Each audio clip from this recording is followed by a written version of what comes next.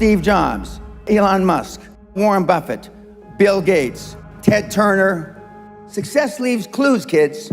I just named 5 of the greatest names in business in the last 150 years. And they all have one thing in common. They're ball busters. They're hard as nails. Where does that leave you? I still work 50, 60 hours a week. And I haven't had to work in 35 years. You're not willing to do anything.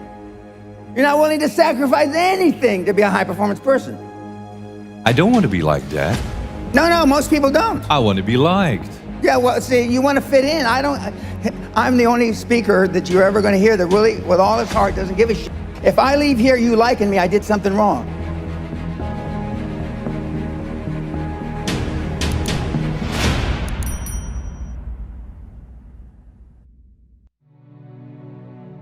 If we would like to improve the quality of our lives, personally and professionally, what would be your advice? What can we do? What is most important? Well, the most important thing is self-esteem. The people that we read about, the people that we admire, the Elon Musks, the Steve Jobs, the Warren Buffetts, etc., all have one thing in common. They have extremely high self-esteem. Of course, you've heard me say this before, self-esteem is built the first 7 or 8 years of life. And unfortunately, we're with our parents the first 7 or 8 years of life. Ergo, we don't have too much high self-esteem. But to build high self-esteem, and the way you build high self-esteem, if you're 25, 35, or 45, is to be around, surround yourself with other people that have high self-esteem. Show me your friends and I'll show you your future. And so you can reverse your childhood by who you associate with. How do you do that? Well, you find people that are where you want to be, but they're already there. You're 22 years old, you're 32, you're 41 years old, and there's a guy or a gal who's 45 years old who is where you want to be. They've accomplished a lot of things. If you're into, they're saving the world, they're using their money for good causes, go associate with those people, be around those people. And they're easy to find, but they're not going to knock on your door. They're not going to come to your apartment or your flat and ask you, oh, can I help you?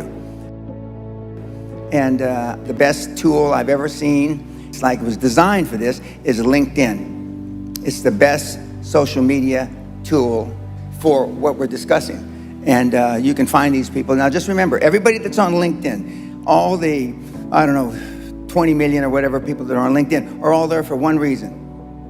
They're there because they want to do business, they want to meet people.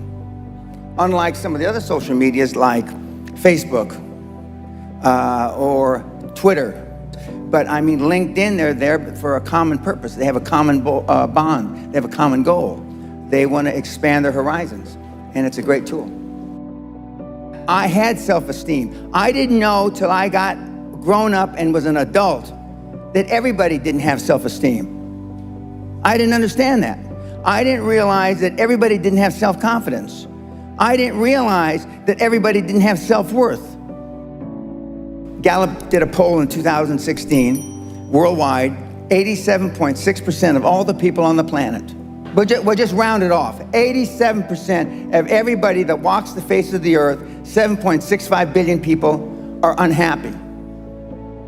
The high-performance people, the one thing that they all have in common is they're hungry. Hungry for a better life. Hungry for change. Hungry for the tough love their parents didn't give them. So is that what it needs? You have to be hungry, you need to feel the pain? Growth only comes through pain. No pain, no gain. It's the same in life. If love got the job done, you wouldn't need podcasts, you wouldn't need seminars. It doesn't. Tough love gets the job done. But being liked doesn't get you a raise when you're working for whoever you're working for. Efficiency, accountability. Most people that come to seminars are there because they weren't held accountable when they were growing up. What is your definition of a high-performance person? Being all that you can be every day. 24/7, 365, being all you can be. I asked the question a couple days ago. How many of you can raise your hand, but how many of you have kids? Don't raise your hand now. How many of you would like to have your kids grow up just like your parents? You know the answer, don't you? Close to zero. Because they were shitty role models. Now, I'm not going to ask the second question. How many of you would like your kids to grow up and be like you? But being a high-performance person is a full-time job. I'm like this when I wake up in the morning to brush my teeth. I'm like this when I brush my teeth before I go to sleep. I'm like this 24/7, 365, and I've been like this for the better part of 50 years. I'm always like this. I'm always pushing the edge of the envelope. But the sun is going to gobble up the earth in about between 7 and 11 billion years. Although I'm planning on living a long time, I'm not going to live quite that long. But I just work hard. I don't know any other thing than hard work. And hard work is out of favor now. It just is. But I'm a dying breed. I'm a Neanderthal. I understand that. I'm sad to say that because I know it's a sad commentary for the human race. Because you're not willing to make any sacrifices to be high performance. I still work 50, 60, I don't consider it work. I still work 50, 60 hours a week. And I haven't had to work in 35 years. So the bottom line, you're not willing to do anything. You're not willing to sacrifice anything to be a high-performance person. It sounds strange in hindsight. I found making $450 million easy. Easy. And I wanted to do something more with my life. And so when I got into the financial coaching, I wanted to change the fabric of financial coaching, which I have. And I wanted to be known as and now that's what they call me, the greatest of all time. But this was just me flapping my mouth 25 years ago. Now I am the greatest of all time, vis-a-vis creating wealth through people like yourselves. And I wanted to leave that legacy. And I wanted people, like I'm from the barrio, I'm a real rough background, been in jail 5 times, did a lot of ugly things. But I'm glad it happened to me because I know what the other side, like some of you have never been kicked in the teeth. I know what it is to be kicked in the teeth and my teeth be on the pavement. I know what that feels like. I know the humiliation. Forget the pain, you get over the pain. I wanted the poor kids to understand that they had a methodology, there was a methodology used by one of them that was once poor and got in a lot of trouble. You can do it if you want to do it bad enough. The operative part of that little description is if you want it bad enough. Muhammad Ali, arguably one of the greatest fighters ever, he was talking shit since he's 14, 15 years old, I'm the greatest. Before he ever had a professional fight. My father said, if you've got something in your mind, it should come out of your lips.